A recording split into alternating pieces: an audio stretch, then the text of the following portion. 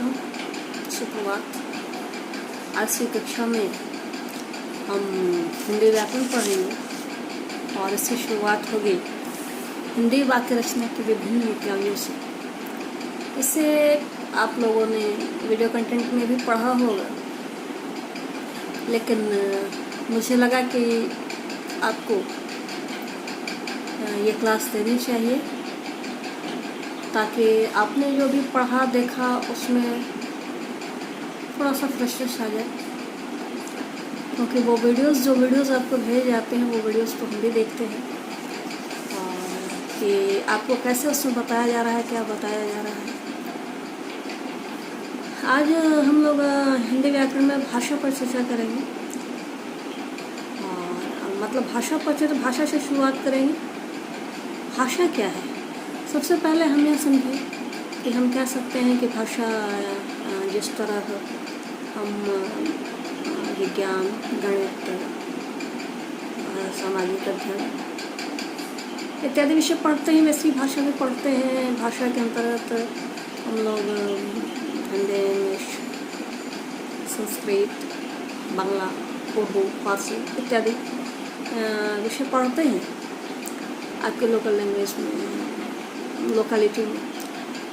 तो भाषा कहने का मतलब है कि हम लोग आपस में बातचीत करने के लिए जिस माध्यम की ज़रूरत है वो भाषा है। हम अपने बीच, आपके बीच, विद्यार्थी शिक्षक के बीच, बच्चे और माँ बाप के बीच, दोस्तों के बीच हम एक अलग अलग भाषा का इस्तेमाल करते हैं। कुल मिलाकर कहें तो भाषा हमारे अभिव्यक्ति का साधन है। जो हम सोचते हैं उसको विचार, जो हमारे मन में जो कुछ भी चलता है उसे अभिव्यक्ति देते हैं, वही भाषा है। भाषा बहुत से, कोई भी भाषा, किसी भी भाषा के दो रूप होते हैं। भाषा के अंतर्गत हम साहित्य पढ़ते हैं और व्याकरण पढ़ते हैं। साहित्य में आप किताब अपने पाठ्य पुस्तक वसंत पढ़ रहे हैं और व्याकरण में आज हम शुरुआत इस कंटेंट के साथ कर रहे हैं आज की कक्षा। तो स्पष्ट रूप से कहें तो भाषा की उत्पत्ति संस्कृत के भाग धातु से हुई है और उसका अर्थ होता है व्यक्तवाणी, यानी कि अपने मन के विचारों को जो हम अभिव्यक्ति प्रदान करते हैं, मन के विचारों को जो हम बोलते हैं वही भाषा है। जिस माध्यम से व्यक्त करते हैं वह भाषा है। यानी हमारे आपस में एक दूसरे को समझने के लिए जो माध्यम यूज़ करते हैं वो भाषा है। भाषा के दो रूप हैं, लिखित और मौखिक। हम आपस में बातचीत कर रहे हैं वो उसका भाषा का मौखिक रूप है, और जब अपने विचारों को हम लिखते हैं वह उसका लिखित रूप है। हर भाषा की अपनी लिपि होती है, ये हमको पता है। सर अभी हम विषय से न हटते हुए आपको यह बता रहे हैं कि हिंदी वाक्य रचना की विभिन्न इकाइयों का परिचय के अंतर्गत आपको यह पाठ पढ़ाया जा रहा है। तो भाषा की इकाइयाँ क्या है? सबसे पहले तो हम समझें कि भाषा ठीक है, बातचीत का यह माध्यम है। बातचीत का माध्यम किसके थ्रू है? क्या केवल शब्द से हम आपस में बातचीत की अभिव्यक्ति हमारी होती है, हमारे विचारों की अभिव्यक्ति होती है, या हम वाक्यों का इस्तेमाल करते हैं? लगभग हम वाक्यों का इस्तेमाल करते हैं आपस में विचारों की अभिव्यक्ति के लिए। तो एक वाक्य में ध्वनि होता है। भाषा की इकाइयों को समझें, यानी कि एक वाक्य को बनने में क्या क्या चीज़ें लगती हैं। एक वाक्य बनता है ध्वनि, वर्ड, शब्द, पद, तब जाकर वाक्य बनता है। ध्वनि आवाज़, जो हमारी आवाज़ निकल रही है गले से, जो आवाज़ हवा के थ्रू हमारे स्वर तंत्रियाँ काँप रही हैं और हम जो बोल रहे हैं, जो निकल रहा है, वो स्वतंत्र आवाज़ ही ध्वनि है।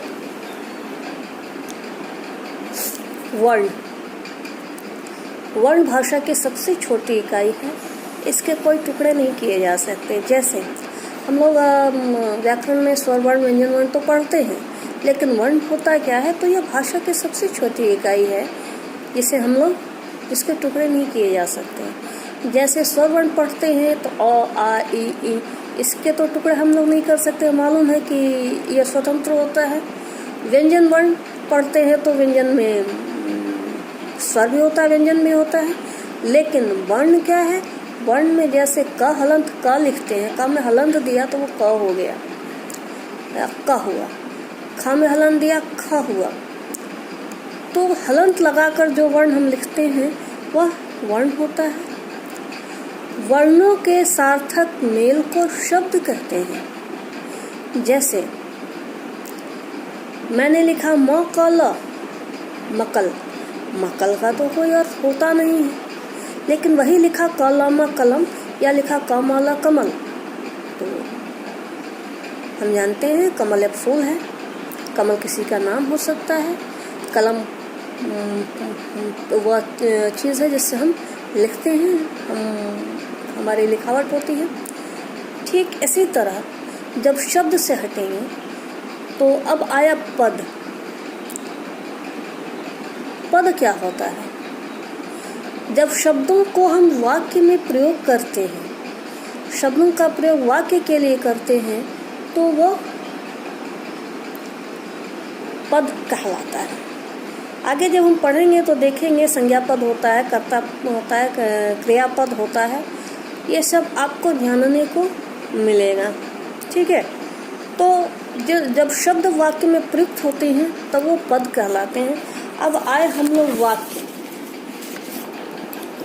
शब्दों के मेल से जब एक पूर्ण विचार प्रकट होता है, जब हमारी कोई अभिव्यक्ति पूर्ण होती है, तो वह शब्द समूह वाक्य कहलाता है। जैसे अगर मैं कहूँ वह पुस्तक पढ़ रहा है, यह एक कंप्लीट है। लेकिन अगर मैं कहूँ कि एक बार वह कहूँ, एक बार पुस्तक कहूँ, किसी की ओर इशारा करते हुए यह कहा जाए कि वह पुस्तक, अब आपको समझने की कोशिश करनी होगी कि वह और पुस्तक से क्या कहने की कोशिश की जा रही है। सबसे पहली बात, वह पुस्तक ले रहा है, खरीद रहा है, बेच रहा है, पढ़ रहा है, फाड़ रहा है, कुछ भी क्लियर नहीं है। यानी कि जब तक वह वाक्य पूरा हम नहीं करते हैं कि वह किताब पढ़ रहा है, तब तक हमको पता नहीं चलता है कि क्या कहा जा रहा है। तो इसको ठीक ऐसे ही समझें तो यह परिभाषा बिल्कुल क्लियर होती है कि शब्दों के मेल से जब एक पूर्ण विचार प्रकट होता है तो वह शब्द समूह वाक्य कहलाता है। इस तरह से हिंदी वाक्य रचना की विभिन्न इकाइयों का यह अध्याय पूरा होता है। YouTube में वीडियो बनाने का सबसे ये है कि दिक्कत फ़िलहाल मुझे ये आ रही है, क्योंकि इसके पहले कभी बनाया नहीं है, तो दिक्कत ये आती है कि काफ़ी लंबा वीडियो हो जाता है तो अपलोड होने में बड़ा मुश्किल होता है, और क्लासेस ज़्यादा लंबी होंगी तो आपके लिए भी बोरिंग हो जाएगी। इसके अगले क्लास में जब भी होगा कुछ एक्सरसाइज आपको दिए जाएंगे कि आप उसको वाक्य बनाएं, या इस तरह से कुछ इसी जो आज समझाया है उस पाठ पर आधारित कुछ एक्सरसाइज दिए जाएंगे। और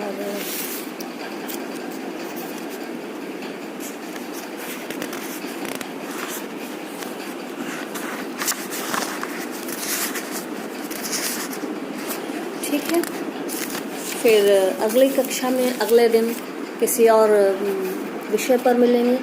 हाँ, आप किसी और विषय पर चर्चा होगी। हाँ, आप बच्चों से एक बात कहनी थी कि जो भी आप चाहें, आपको जो भी समस्या हो वीडियो कंटेंट से संबंधित, या जो कंटेंट आपको लिंक भेजे जा रहे हैं उससे संबंधित, या मैं जो आपको बता रही हूँ उससे संबंधित आपको कोई भी समस्या आती है, कोई भी दिक्कत होती है, आप मेरे पर्सनल कांटेक्ट पर मैसेज कीजिए। आपको आपका DG7HMS कुमार डोमी पर सारी जवाब मिलेंगे। क्योंकि आप सभी बच्चों ने यह भी देखा है कि जब आपको मैसेज करने की आज़ादी दी जाती है, आपको मैसेज करने का अलाउ किया जाता है, तो उल्टा पुल्टा मैसेज आने चालू हो जाते हैं। बच्चों, यह डिजिटल युग है, जिसमें आपका किया मैसेज, आपकी कही बातें सिर्फ आप नहीं सुनते हैं, ये बातें रिकॉर्ड होती हैं और वो गवर्नमेंट के पास तक जाती है, सरकार के पास जाती है। किसी भी तरह का अगर ये पढ़ाई से संबंधित ग्रुप है तो इसमें पढ़ाई से संबंधित ही चर्चा होनी चाहिए। अगर किसी अन्य तरह की चर्चा या अन्य तरह के मैसेज आप करते हैं तो आप एक तरह से अपराधी होते हैं, एक तरह से क्राइम के पार्ट होते हैं, जो आपको नहीं करना चाहिए।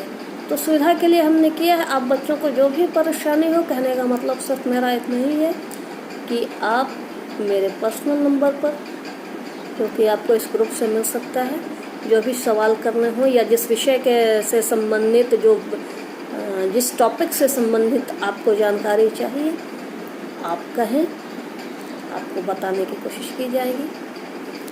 धन्यवाद।